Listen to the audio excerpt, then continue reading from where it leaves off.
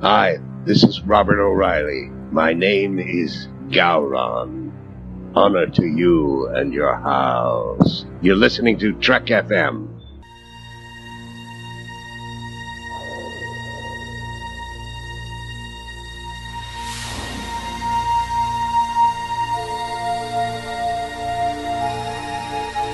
Earl Grey, hot.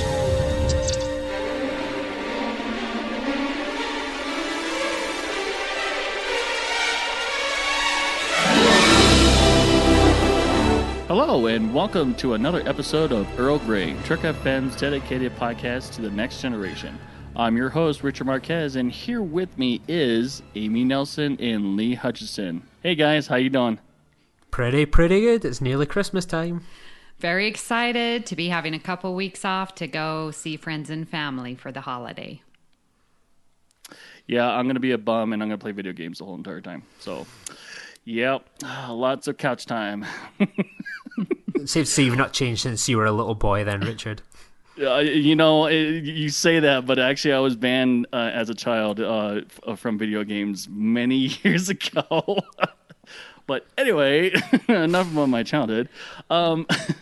So before we actually dive into the episode, which we're going to be discussing the road to DS9 in TNG, we like to actually thank someone who has actually just recently emailed us about our first episode. Lee?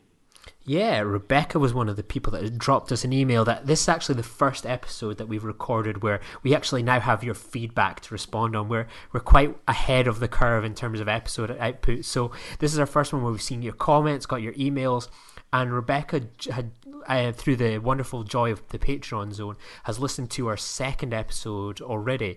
And she was kind of talking about our first and two episodes where we really spoke about Utopia. And while she left a full and beautiful email, we're just going to focus on the last little section here for you guys.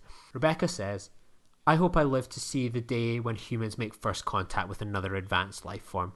Yes, I do believe intelligent life exists somewhere in the universe, so I hope that we evolve to be more like TNG. It'll be a far better society, but how we get there is entirely up to us. I'm going to try and remind myself that I can be a better person thanks to Star Trek. And thank you to Rebecca for sharing that email with us. It was a beautiful email, and maybe we'll put up in the Patreon zone the full email she sent us. It truly was something special to get in our inbox, an early Christmas present. Yes, it was. And we are so grateful for Rebecca and the other comments that have been said on the Babel conference. And we look forward to reading and responding to each one. So keep the comments coming. We love them. Indeed. Yeah, I woke up this morning loving that that email. Just like, oh, yes, we got fan mail. It was great. Like I said before, we're going to be discussing about the road to DS9 on TNG. Episodes that we feel that paved the road for Deep Space Nine to better understand the story plots and, well, not the characters, but because we don't see them until the beginning of Deep Space Nine. But definitely gives us a background of what's going on, especially in the Cardassian side of space. So if you guys want to pause your podcast for whatever reason to maybe formulate your own thoughts, but we're going to be discussing 4 episodes, Best of Both Worlds.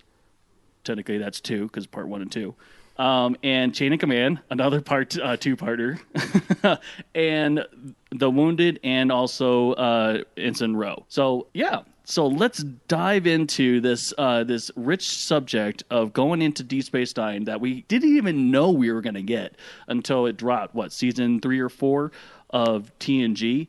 So okay, so let's start off with Best of Both Worlds. In this episode, a good majority of us already know what's going on, but a quick synopsis of this is that Captain Picard is abducted by the Borg because eventually they managed to get to the Federation, starting in, was it Q? Q. It was in Q that we were introduced by the Borg, and it took this long to finally get to us, or for them to get to us. So obviously, in the first episode, Captain Picard is the one that's abducted and assimilated by the Borg to basically assimilate Earth and the entire Federation. or in this case, they were talking about more about the human race, and which resulted to the cliffhanger that ruined everyone's summer in between seasons 3 and 4. And then, of course, we opened up with season 4 with the Battle of Wolf 359, and then, of course, the Federation wins.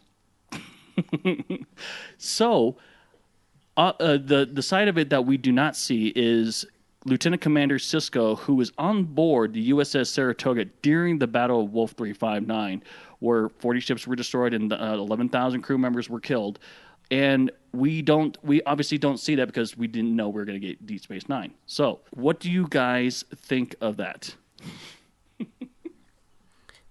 Yeah, for me, I think obviously these are a mixture of intentional and unintentional episodes that set up Deep Space Nine, and obviously Best of Both Worlds is an unintentional one that they kind of go in after the fact, and obviously at the time of Next Generation, and I think it was 91 this episode came out, the budget just wasn't there for this big space battle, that with the launch of Deep Space Nine in 93, that they were able to spend the money to do Wolf 359 quite right. And this is our only little appearance of the Borg, and I think the idea that they took Sisko's past and tied it into Picard, that really creates that kind of complete divide straight away, that if Picard was totally different from Captain Kirk, the swashbuckling captain, then Sisko is completely opposite to Picard again. And I think the tension that they use with the Wolf 359 incident to create this like fissure between the two characters is fascinating, and that they could have killed Jennifer Sisko in it could have been a space disaster or a shuttlecraft accident, transporter accident, but the fact that they tied it into Star Trek canon and made it something part of the Star Trek shared universe, which was still really rare at that time, they really were quite hesitant to get involved with that, really adds something to Best of Both Worlds. And now you can't watch Best of Both Worlds without thinking of Emissary and knowing some of the people that were really affected by Wolf 359. Yeah, I agree with you about the captains. And, I think about how when Next Generation started, they were just trying to so distance themselves from the original series, and that they are going to be their own Star Trek and not rely on TOS. And then here we get DS9, where the first episode, they are relying back to TNG and bringing along those viewers, and really making the connection between the two shows just right from the get-go. And I think that really adds to it. And, since Deep Space Nine was airing simultaneously as the Next Generation, I think it was a very smart move to bring in those viewers and to have that launching point, and not, and they were very good to make that differentiation, which I think was needed, so that DS9 was its own show, but still had that connection and that tie-in. So I think it was really smart on their part. Yeah, it definitely created a certain atmosphere between Sisko and Picard, and it really could. I mean, obviously, being the diplomat that he is that it's like, or being the diplomat that Picard was, is that Sisko. Obviously, it shows that Sisko was hurt by the whole entire battle, which who wouldn't, especially if you lost a loved one during the battle. But it definitely sets a tone for why he doesn't want to be there, or at least the beginning story. It shows that he doesn't even want to be there. So.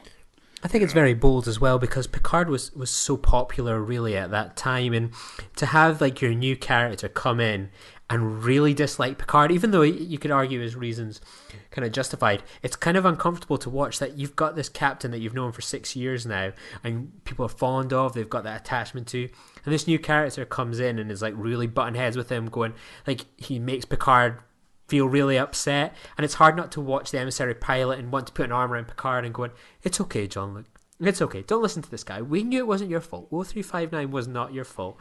And I think that was a very bold move. Yeah, very much so. Okay, well, let's move on to the Wounded.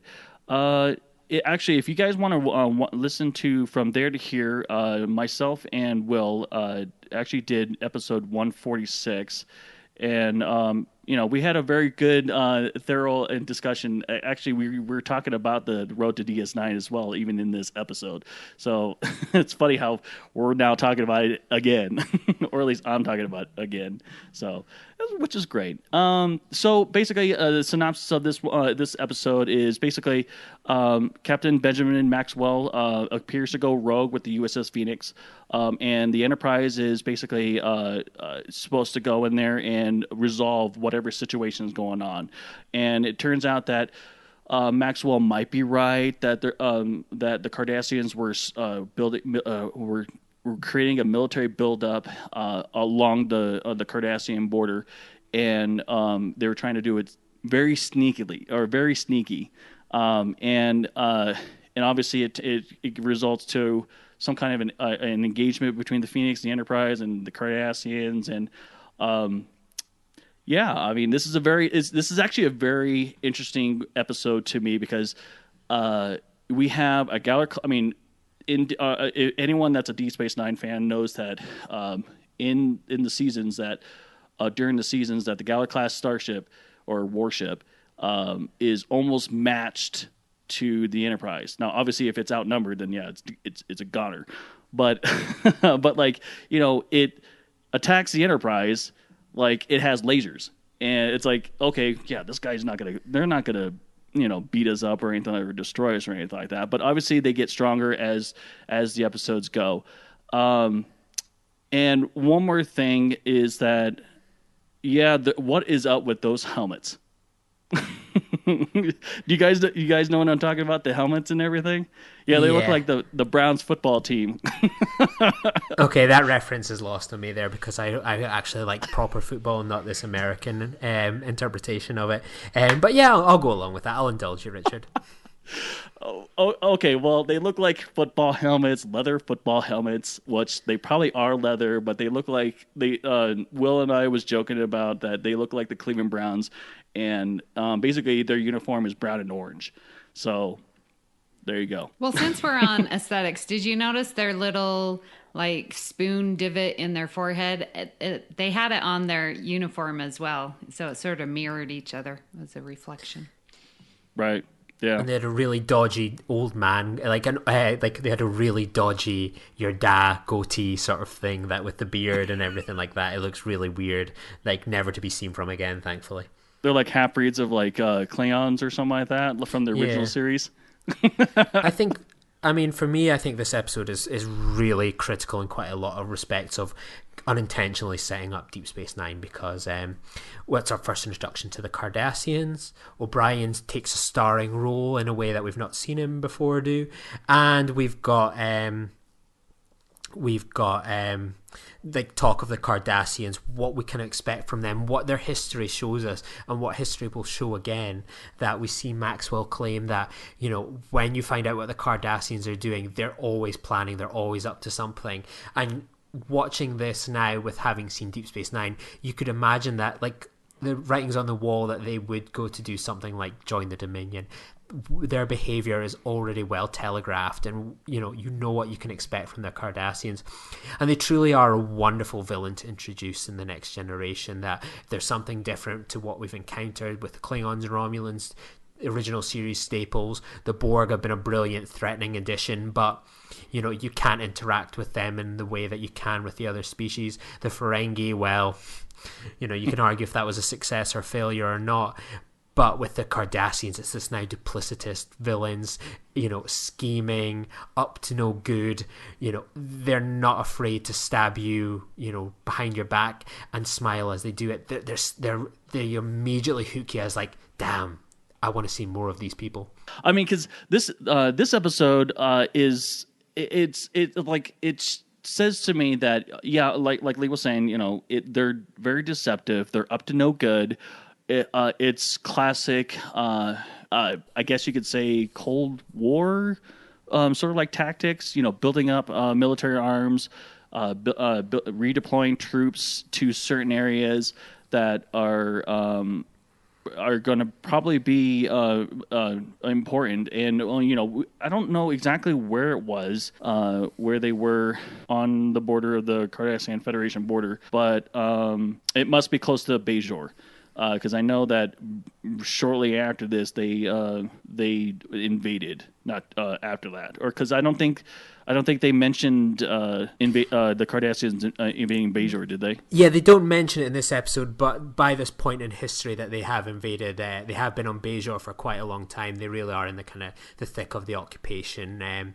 By this point, it's kind of probably in the final year or two of the occupation at this point of Bajor, but they've been there for a good few decades now. It's just Bajor has not really been mentioned until our next episode. That's a good point. Yeah, that's true. Another thing I think is quite significant with this episode and into kind of Ensign Ro is we start to see something that Deep Space Nine really runs with, that the Cardassians really perhaps don't inspire the Federation to be on their best behavior. And we see this idea that the Cardassians, and they're duplicitous, but the Federation are as equally at it. That we see Maxwell, regardless of his justifications, really goes off without orders and starts to attack Cardassian ships, taking them out behind the lines. And he tries to make the argument to Picard that, we know they're going to do that. How do you know that? What information? And I think particularly at the point this episode came out, came out just around the time of the first Iraq war. So there's quite a few parallels we see in that scene with kind of what was going on in the West at the time and what's going on in space. So there's an interesting parallel there. And I think it's an interesting angle we've not perhaps seen so much in TNG at this point. We see O'Brien, slightly, distrusting of the Cardies, and he doesn't want to drink with them, he doesn't want to know them. We see Starfleet officers in the Next Generation that are a bit more kind of seasoned in terms of going through war experiences and are willing to not trust species, not willing to respect treaties. And that's something we'll see a lot more played with in Deep Space Nine. So I think that's an unintentional precursor as well, as how Starfleet interacts with the Cardassians and how the Cardassians complement the Federation perhaps in that respect. Right, and and I'm glad you brought that up because the I guess you can call it racial slurs. The spoonheads is what they called them, and obviously it sets a tone. I mean, it sets a tones on our side. It sets a tone on their side with these episodes that we're going to still be discussing, and it just creates that great environment that we have some beef with them, and then again they do too as well, and it's a great start to Deep Space Nine, especially with this episode, because it is one of my favorite episodes, especially when it deals with Cardassians and TNG. So, one last thing I would say on this episode for me personally is I think it's a brilliant showcase for Colm Meaney, that he's not just got this guy in the transporter room. This is like a proper amazing actor, and I think in this moment when they see the idea that they're going to bring the Cardassians are going to be the ones that will be kind of Deep Space Nine's main threat and character that they're going to build upon, that Colm Meaney's work in this episode is you would look at that and go, why is this guy not a regular? And you can see the path to Deep Space Nine is now going to bring on Colm Meaney along with him, along with the Cardassians, and this episode hand in hand sells that they're going to go to Deep Space Nine together. Right, and it definitely shows. Yeah. Okay, so let's move on to Ensign Ro. So, quick synopsis: the Enterprise takes on Ensign Ro Laren to help track down the Bajoran terrorists who attacked a Federation colony. We also see a conspiracy with Admiral Kennedy, who I guess is trying to help the Cardassians in a non-legal capacity that clearly the Federation cannot do, or neither can the Enterprise can do. So, and this episode is really a great intro to the Bajorans. We see that they're terrorists, or at least we assume that they're terrorists based on what the Cardassians have portrayed them as well as the information that we get from apparently the Federation as well. So yeah, it's a great intro. What do you guys think? Yeah, I like Ensign Ro, and especially the intro to the Bajorans when she's walking, with Picard, and basically giving her history of, all the reasons why she left and why she joined Starfleet to get away, from what was going on. And I think it really sets it up and shows the Bajoran side of this whole deal. So I really appreciated that with the episode. I think it's interesting that this kind of episode is about 18 months now before kind of Deep Space Nine launches. And I think it would be even more significant if one of the original plans for Deep Space Nine was that Michelle Forbes as Ensign Ro was going to be playing kind of the role that Kira played. But Michelle Forbes wasn't interested in committing to a television series at that time. And so she decided to continue making movies, and the character that we all know and love of Kira was so close to never existing if Michelle Forbes had said, "Oh, sign me up." So the idea of Michelle Forbes, her introduction to Star Trek, and subsequently she could have been that Deep Space Nine regular, could have made this an even more critical episode. I think once again this kind of continues with the world building, and it's certainly something that we've not really seen in Star Trek: The Next Generation before. We've now got this different species, the Bajorans, where they're terrorists, they're refugees. The line of how they've behaved towards the Cardassians, it's justified. Is it morally justified? There's a lot of interesting things that are going on in play here. And with The Next Generation, sometimes these things were a little black and white. With what we're hearing from the Bajorans, it's very complicated. It's very shades of grey, and that's another thing that they're really going to go run with when they get to Deep Space Nine. So I think that's a really interesting concept in itself. And I think, again, it's showing sometimes the conflict that we'll see with Kira. Federation Bajoran conflict. As soon as she comes off the transport pad, get that earring off. We're not having that on the bridge. So you can see why someone like Kira, for example, with, how they've perhaps interacted with the Bajorans before, they've not helped them in their occupation, how perhaps they've behaved towards Ro Laren, that the Federation, this idea that we're perhaps all inclusive, we're one big happy family. Not always, if they're not letting perhaps the traditional sense come with the earring and not allow that, and not help with the occupation. So you can already see this tension that it's not just going to be a case that the Federation can turn up when they arrive on Deep Space Nine and sign a treaty and everyone's all one happy family.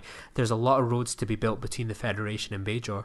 One of the things that really hits me hard when it comes to like the Bajorans is that obviously this is before 9/11, and it's. I remember several interviews with Nana Visitor as well as Michelle Forbes talking about how Bajorans are perceived as terrorists, and is it relevant to today? Are the characters relevant to what's going on today? Now, granted, it's a little different because the terrorists attacked us, ISIS and Al Qaeda. Or at least in the United States, that is. And actually, no, I'm sorry. Let me rephrase that. Actually, it was everyone, even London, even got attacked. And it's just, obviously, this is a little bit different storytelling. They're obviously the Bajorans are being the victims within this conflict, that they weren't being invaded. Or they were being invaded by an outsider, and they lost everything, practically everything. And now they're refugees throughout the galaxy, or at least in this part of space.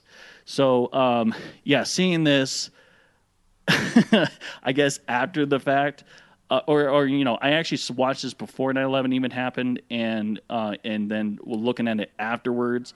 It's like, it's really hard to have some compassion for them. But at the same time, it's an absolute great intro for them. It really is. So, I think that's something I've always thought with Deep Space Nine, and I've said it on the record for many a year now. Like, Deep Space Nine is like a post 9/11 show in a pre 9/11 world, and like, we're kind of the idea that the Bajorans, that it's a bit more grey in this terms of their. Are they terrorists? Are they freedom fighters? The classic saying, one man's terrorist is another man's freedom fighter.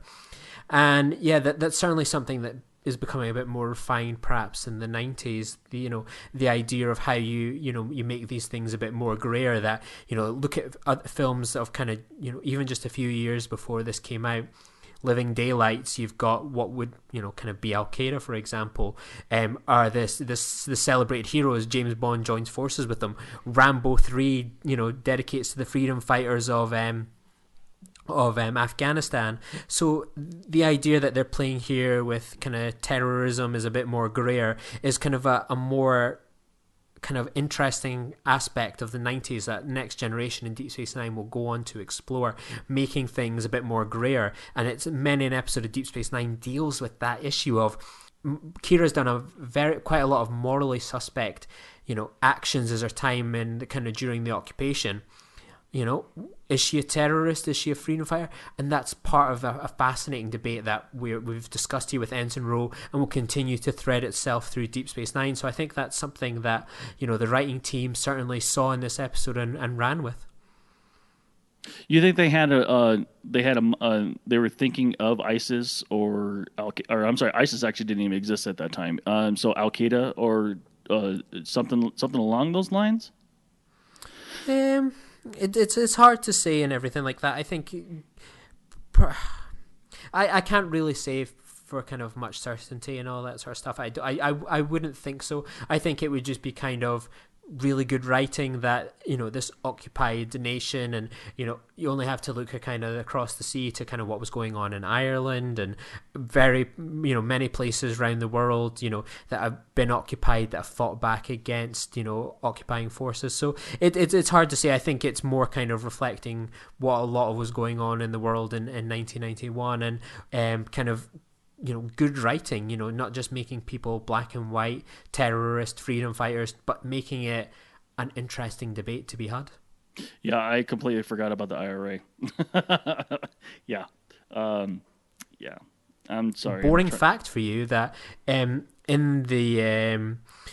the episode The High Ground, which kind of deals with terrorism, they talk about, they kind of allude to that, and then the idea of a united Ireland. That episode was actually, that segment was actually banned in Britain in the 90s. So, we talk about kind of terrorism as a hot topic now. That issue was still kind of a hot topic really in the 90s, and Star Trek kind of wasn't too far away from the headlines here in the UK for that remark. Okay, so off to our next episode, Chain of Command. Picard, Worf, and Dr. Crusher are reassigned from the Enterprise to a secret mission while the Enterprise is under the command of Captain Edward Jellicoe, who immediately starts making changes, much to his dismay of the crew. And this is our classic Four Lights episode. So, what do you guys think? I think for me this is the most significant one because this is a purposeful introduction to Deep Space Nine. That this two-parter aired in December 92, 93, and then the following month in January, Deep Space Nine launched. And there was going to be a much more kind of stronger tie between the two episodes because the Ferengi that Crusher and Picard visit was actually going to be Quark on Deep Space Nine. That this was going to be that kind of a precursor to Deep Space Nine, a really strong tie-in, and I think that this idea that it really sets up the Cardassians as the big bads, that we've kind of, this is our third episode now with them, and we really are seeing them as they're classic villains by this point with kind of their actions. We've seen that they've been an occupying force. We've seen the talk of this Federation alliance with them being kind of a bit suspect. We've now seen them developing weapons, kidnapping Starfleet officers, torturing them. The idea that the Borg were set up because they assimilated Captain Picard, but they rescued them at the end. This sets them up as these people aren't kind of driven by one hive mind. These people are bad, they're horrible, they really are loathsome, duplicitous, and that is hammered home with their conduct in regard to Picard. It's not just that they beat him, it's that they psychologically maim him, that they do it with a calm and controlled voice. And we see the tensions as well, that we see someone like Jellicoe brought in, that someone that's dealt with the Cardassians, and the fact that this stern person has got to be brought in to deal with the Cardassians. It's not like many of the aliens we've seen dealt with in the Federation in any Star Trek to this point, where they're dealt with a kind of softly kind of voice, or kind of a man-to-man conversation. These people, there's a lot of psychology to how they behave and how they interact, and you see that in Jellicoe when he goes, nah, just leave them be for 10-15 minutes.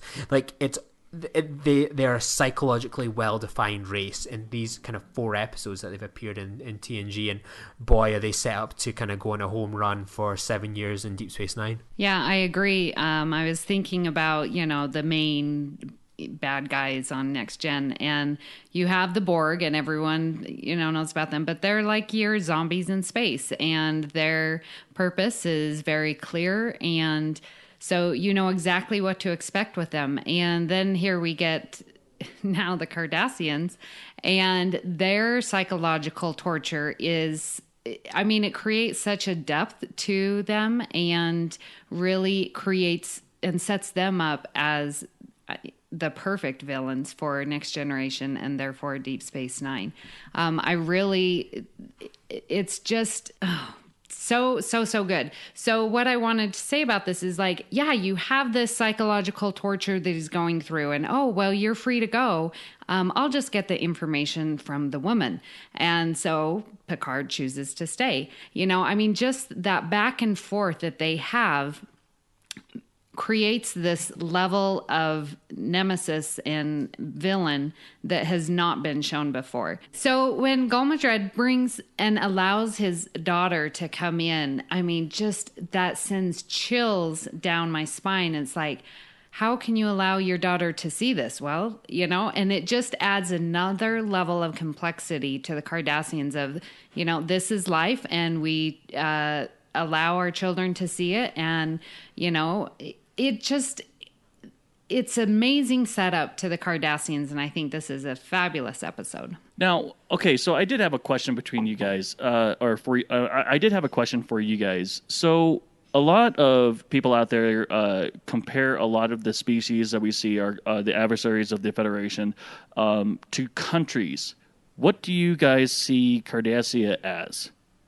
Because for me, I've been reviewing a lot of things a lot of people are saying the Roman Empire, and I'm seeing North Korea is what I'm seeing. So what do you guys think? And yeah,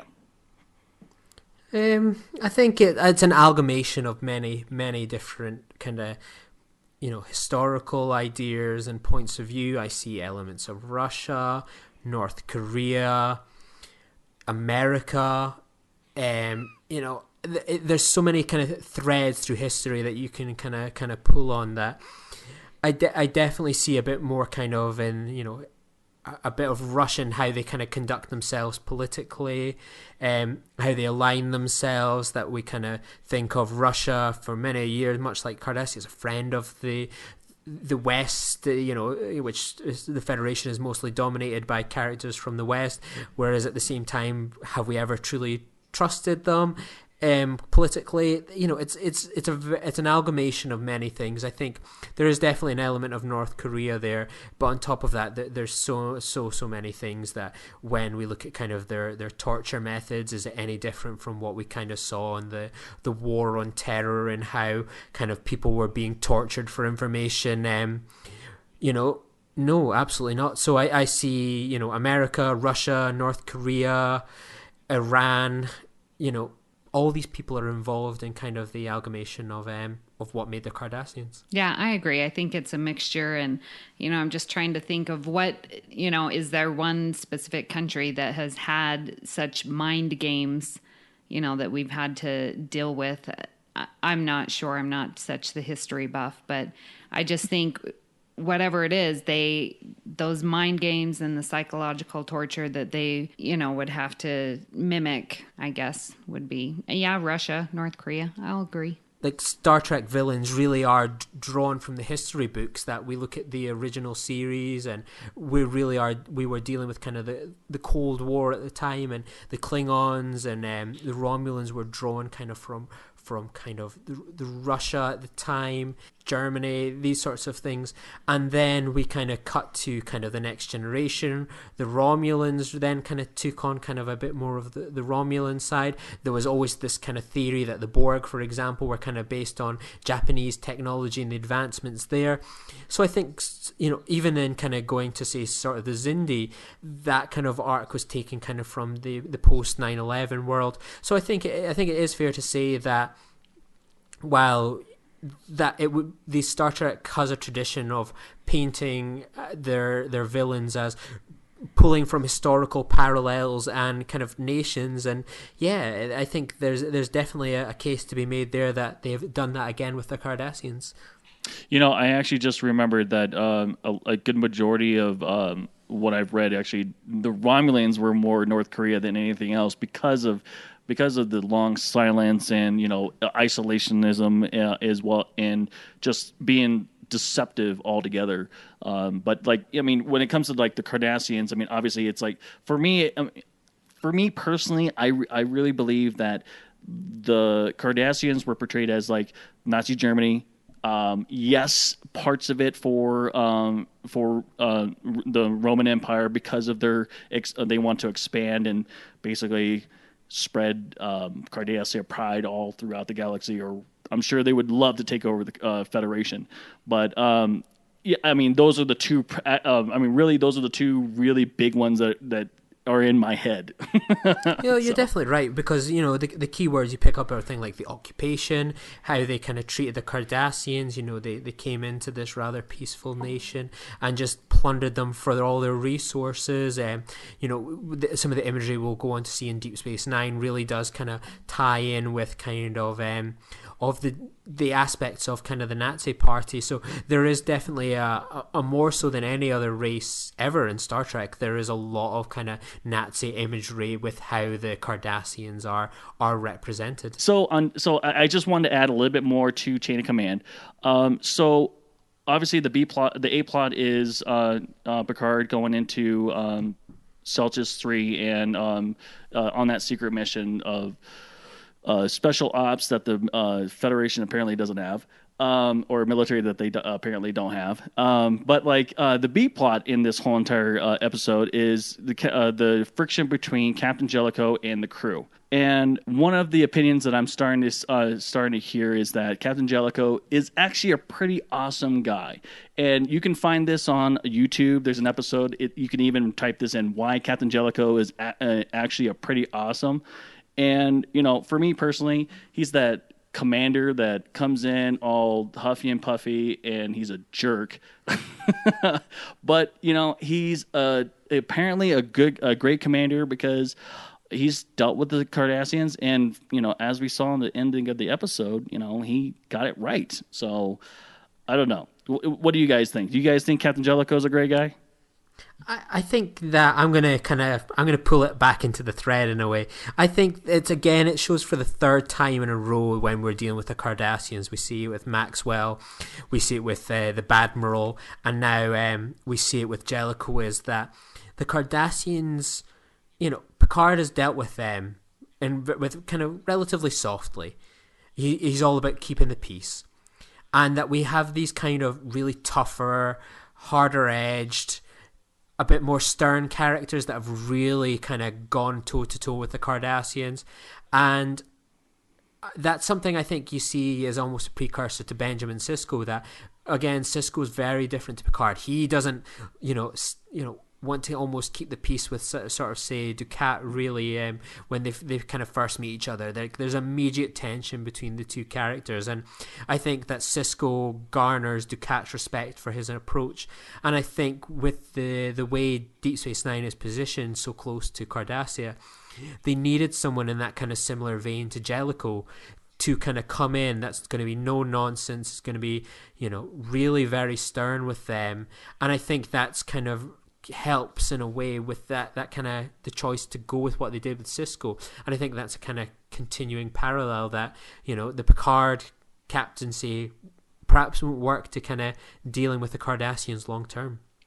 Yeah, I think Jellicoe does really good of hope for the best and plan for the worst. And, he's getting the Enterprise battle ready. And, the Enterprise we're out to explore space and meet new people and scientific survey. And, well, on this mission, that's exactly what he needs to do, is to prepare the Enterprise and her crew for these Cardassians who we've seen will probably end up going to war with. And so I think his no-nonsense type of style, it is there, like you say, Lee, to, show that not everyone's going to be the diplomat and like Picard, and but he's there, he's got a job to do, and let's get it done. And so I appreciate Jellicoe for that, and showing the range of different styles of captains, because we just up to this point, we've seen Captain Kirk and Picard and a few minor captains elsewhere, but Jellicoe here, we can really see his style and how it differs and how he can be just as effective as Picard. Well, talking about the road to Deep Space Nine on The Next Generation isn't the only topic that we've been talking about here on the network. Here's a quick look at what you might have missed elsewhere on Trek FM. Previously on Trek.fm. To the journey! Yeah, that's what happened to the Equinox crew, actually. We never did find out what happened to them, but in my head canon, they're actually in little hamster wheels down in engineering, making the ship go a little faster. Faster, Mr. Lessing, faster! Melodic Treks. Now, both of those tracks make me think of Indiana Jones. Yeah, I definitely think you're kind of right there. I'm not ashamed to admit that I have only ever seen the fourth Indiana Jones movie. Dear Lord. Meta Treks. And that's the world of language that we live in. It's not this purely referential sense of language. Like when Riker says a minuet, he doesn't just mean, oh, yeah, that thing minuet that I can point to, whatever that is on the holodeck, right? A 17th century French dance. Maybe he wants to dance. Riker wants to bust a move. Saturday Morning Trek. When she did the psychic girl? Yes. Like that one where I was just like, really, Nichelle? Yeah. Like that is the direction that you want to go? Like, they are putting a device in the warp control room. Oh no! Like I was just, oh man! But you could tell it was Nichelle, and I was laughing so hard at that. It was so much fun. And that's what else is happening on Trek.fm. You can listen to every show on the network at Trek.fm with links for iTunes, streaming services, and a direct download link. This episode of Earl Grey is brought to you by Audible.com, offering more than 150,000 titles for iPhone, iPod, iPad, Kindle, Android, Windows phones, plus Mac or PC. To get a free audiobook of your choice, visit audibletrial.com/TrekFM. Thank you, Audible, for supporting Earl Grey and Trek FM. If you are a weekly listener and would like to directly help Earl Grey, please consider becoming a patron of Trek FM. That's how I got started. At patreon.com/TrekFM, you can choose a pledge level and receive rewards for becoming a Trek FM patron. You will be inside the observation lounge of our network, able to participate in our monthly patron roundtable podcasts and supporting the production of all our great content. We would like to take this moment to thank our current Patreon associate producers, Stephen Boyd, Michael Hutner, and Ron Sarna. Thank you for supporting Earl Grey. Connect with other Trek FM listeners on our Facebook discussion group called The Babel Conference, found through the Facebook search field, or like the facebook.com/TrekFM page for show updates and announcements. The network is also on Twitter at Trek FM. If you would like to contact Lee, Richard, or me, Amy, visit trek.fm/contact to send us a subspace message or find us on social media. So, Richard, where can people find you on the internet? Well, they can find me on the Babel Conference. I pop in here and there. I'll cause a little trouble here and there, or at least try not to. And I'm also on Twitter at xransom. And Lee, where can people contact you? Yeah, you can find me at Lee_Nostromo. You can find me at Star Trek VHS, my dedicated Twitter account to all that forgotten Star Trek VHS artwork collection that I've curated over the years. And yeah, you can find me on my own podcast, Filibuster, where I talk about nerd and geek culture, sometimes talk about Star Trek a bit more broadly in terms of the movies and all kind of, indie movies, everything in between. So yeah, you can find me there. All right, and you can find me at Twitter at Miss Amy Nelson, but you can mostly find me on the Babel Conference. That's where I like hanging out. So join us next time for another cup of Earl Grey. great joy and gratitude. It is a good day to die. Let's see what's out there.